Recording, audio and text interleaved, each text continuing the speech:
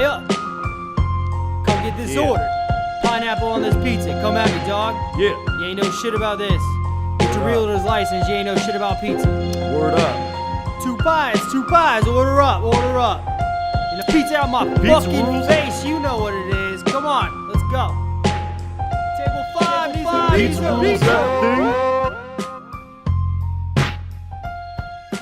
Pizza rules everything around me. Supreme with the sausage. Let me get a slice, y'all. Pizza rules everything around me. Supreme with the sausage. Let me get a slice, y'all.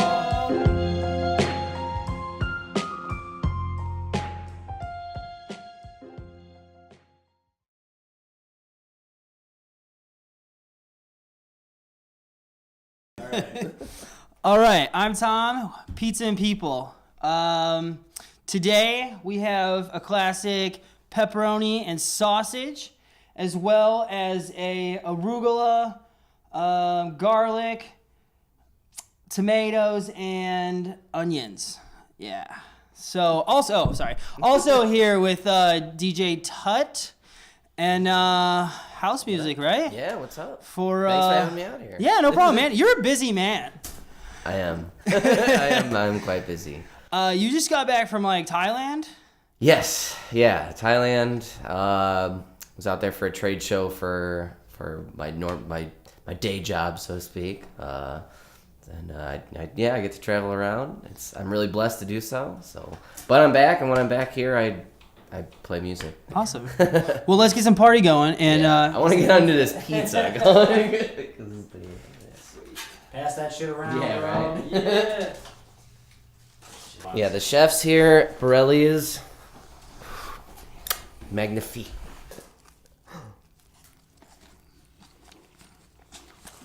All right. So, how did Pierce Productions come about? Well, I was DJing.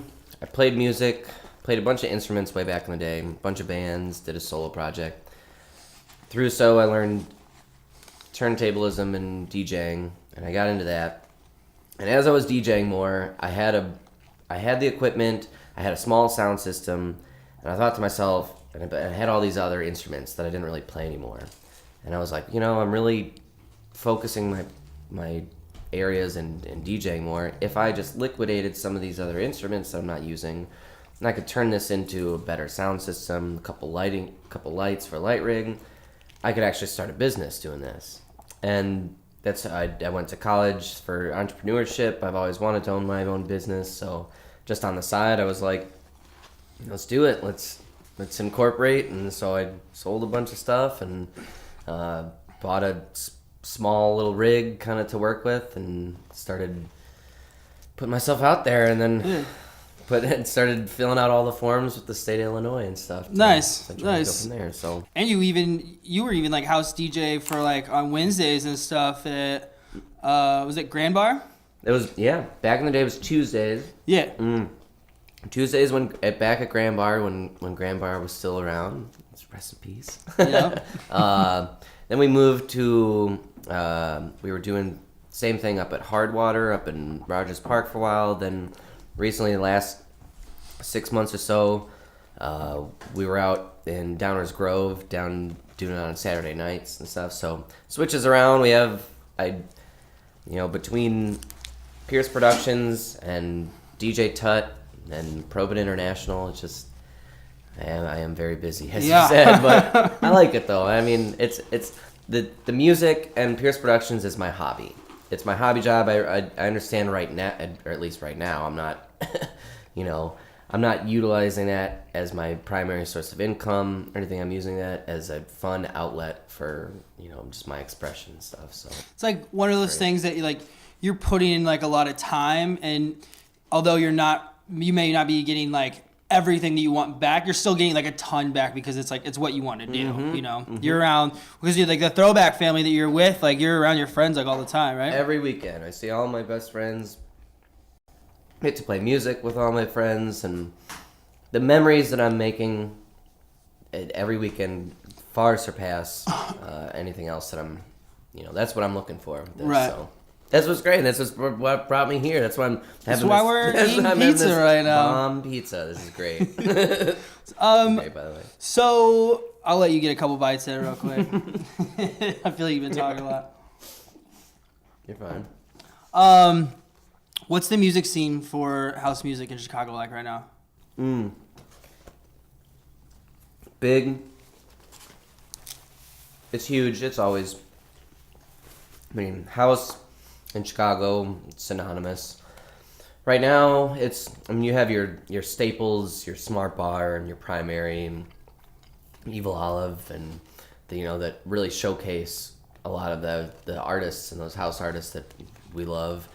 There's plenty of undergrounds. That's generally where I'm primarily at and playing at, but excuse me, it's thriving. It's great. I mean, there's plenty of other genres of music going on and that are also alive and well. Drum and bass is enormous right now, and I'm a huge drum and bass head. And there's, dubstep and trap DJs, and you have, your trance and hardstyle, and they have their niche markets. But house in Chicago, it's just it's been here. It's not going to go away. So yeah. There's when people from out of state, out of the country come and they're looking for place. You can basically, I always tell them, you can really find house every day of the week somewhere in Chicago.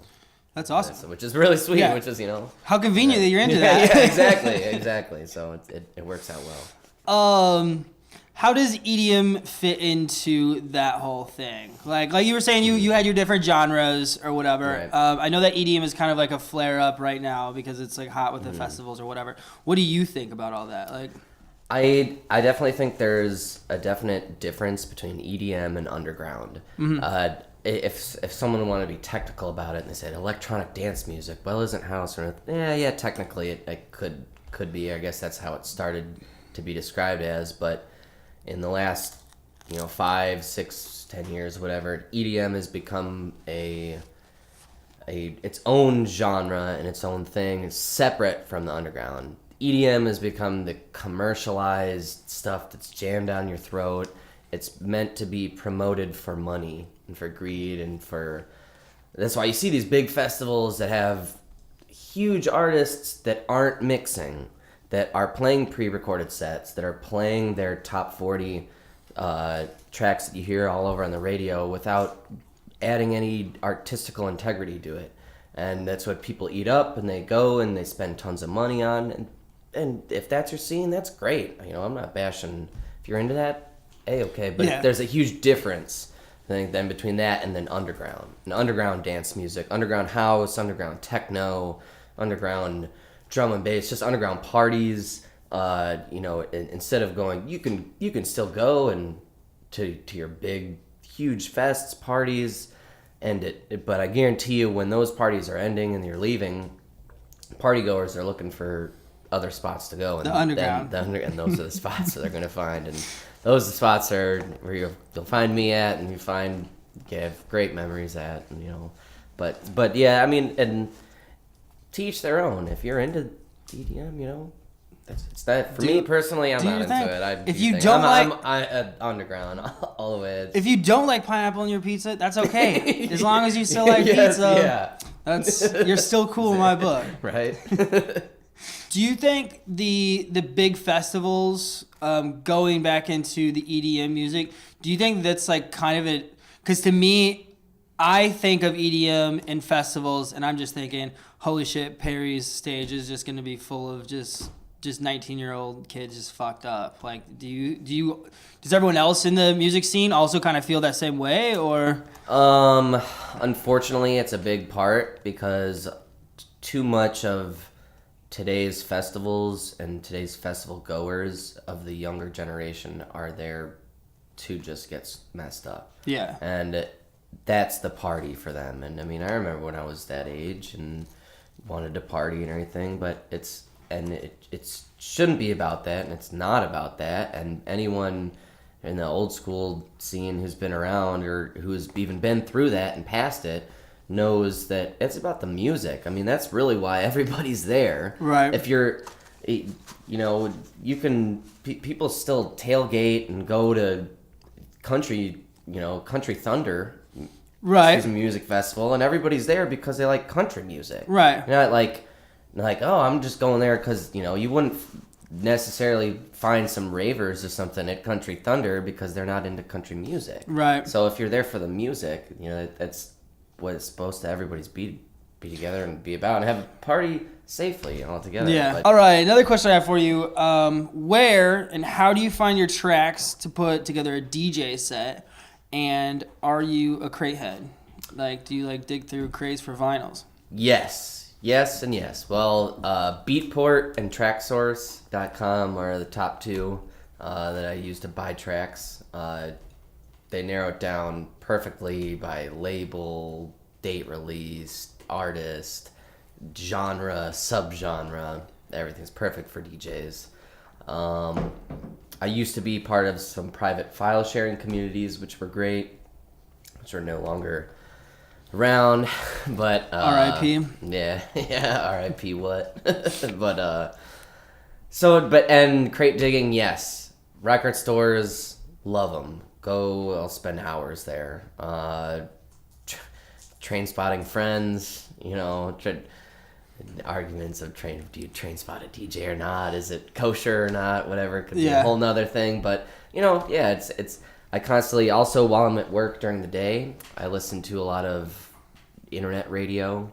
DI.FM is a big one for myself, and if I hear something while I'm working, I quick look over.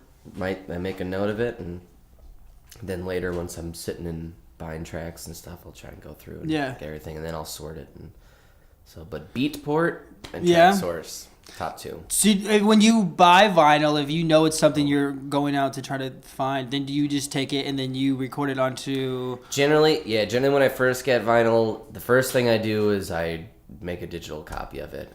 Make a wave and everything. I keep that, and then I'll back it up on an external drive or whatever. Mm-hmm. Then from there, play the vinyl and play with it, sort it and whatever. Right. But first thing, it's kind of like my little backup, I guess. So how do you go into like, I'm playing this bar tonight, like it's supposed to be a good crowd. How do you go into thinking this is how I'm going to lay out my hour set or whatever? Good question. Generally, it's definitely on the atmosphere, the mood, the people, kind of all combined, and also what you've been booked for.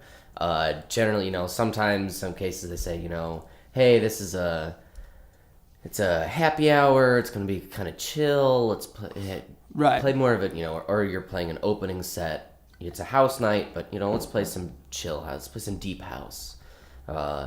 Versus you're playing 1 a.m. main stage. There's some peak hour. Like I need some straight jacket. People are trying to lose it. Some real in your face, stuff. So and also then crowd. If you're playing at a place that might not know house music, you might want to lead into it with some like 80s 90s house remixes, your Prince and your MJ remix to get people moving. To get people like, oh, I recognize this, but they also don't realize, oh, it's a house song. So now you can blend in, it's the house that you dig, or get down to the intermittently, with the other stuff, and they wouldn't notice it. Yeah, that's cool because you're not gonna you're at the bar and it's like your starting set is at 7 and there's like 5 people there. You're like you're just trying to get people up and dancing, and as the people come in, they see people dancing, and you're like, oh, cool, now we can keep going with this. Exactly. That's dope. One of the last questions I have for you: what is Banana Camp? Banana Camp. So, Pierce Productions, my business. The banana. I don't know if you can see it on the back. The banana. When I was first starting my business, I wanted a logo. My friend who designed my logo asked me, "What are you into? What do you like?" I love bananas. Love bananas. If I had to describe the fruit's amazing. They have a bazillion uses, whatever. So I was like, yeah, man, I love bananas, whatever. So he made my logo a banana. I was like, hey, it's great. I ran with it. Flash forward years later, now when we throw parties every summer, or I go to a fest and I set up camp, I'm setting up Banana Camp. And you can go bananas there. You can eat bananas there. When you wake up and you're really hungover, you need a banana. You need that fruit, that potassium to get in you. If you get a bug bite, you know, and it's really itching you, take that banana skin on you. You're not itching anymore. There's so many uses. Perfect. So, and you know, it's just, you know, Banana camp is also a state of mind. No.